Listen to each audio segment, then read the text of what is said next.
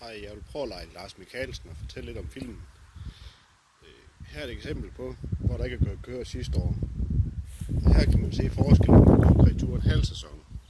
Man kan se det græs lidt ned her. Derovre har ikke været kreatur. Og der igen kan man se skældet. Der på højre side har de haft en halv sæson, på venstre side er de slet ikke gået. Så prøver jeg at gå lige så stille op langs bækken, så man kan se, hvad forskellen er givet. Eller køren er givet. Prøv at se pindsvineknoppen her. Der slet ikke har været kreatur på siderne af, så de kan brede sig. På det næste stykke her har de gået en halv sæson.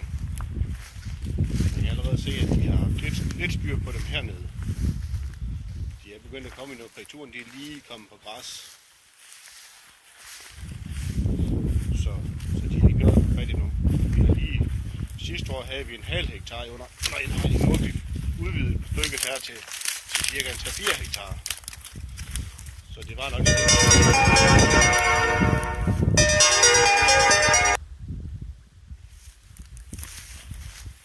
Her kan man se, at de har fået lidt bedre grus. Nu kommer der lidt bedre fart på vandet, og der kommer lidt flere forskellige planter. Pindsvin, der begynder at opføre for kreaturen i træet. Konsekvensen det er, at vandet bliver bredere, des længere tilbage de tager. Så her har vi været i stand til ligesom at udfange, fordi kreaturen de har lavet bredere på grund af de tager pindsvin.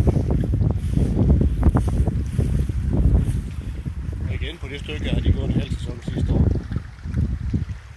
Meget pænere eng. Det lysåben har gjort, at der er kommet plads til vandrenumser, der spreder sig vildt nu. De små stiklinger, der blev sat sidste år, har vi fået godt fat nu allerede. Her har vi en smule gammelsten fjernken spærring, der var 70 cm spærring lige her. Til 3 år siden.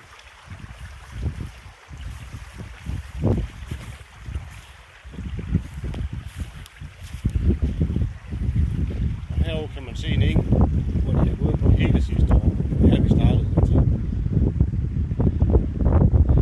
Det gjorde en kæmpe forskel. De gjorde meget det på de her 3-4 måneder, de gik af sidste forår. Da bækken blev så meget bredere her, så hvor de fik styr på pindsvineknoppen.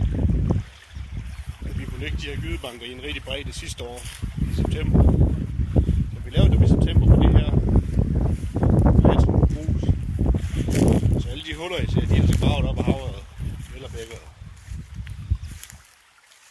Men køren har simpelthen gjort, at de har fået styr på vegetationen på bredden, så bækken er blevet bredere og mere lysåben. Der kan komme vandplanter, og får en god bredde til at lægge noget grus.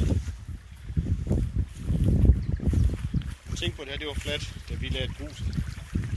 Stykket fra broen op har taget cirka 30 kubikmeter.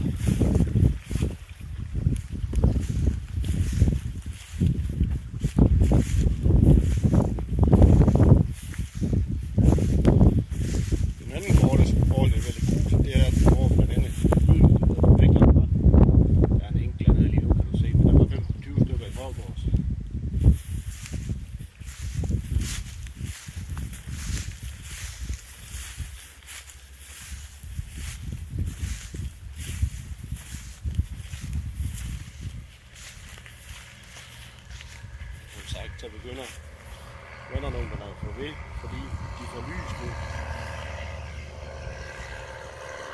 En græsset eng ud, der har været græs i et år.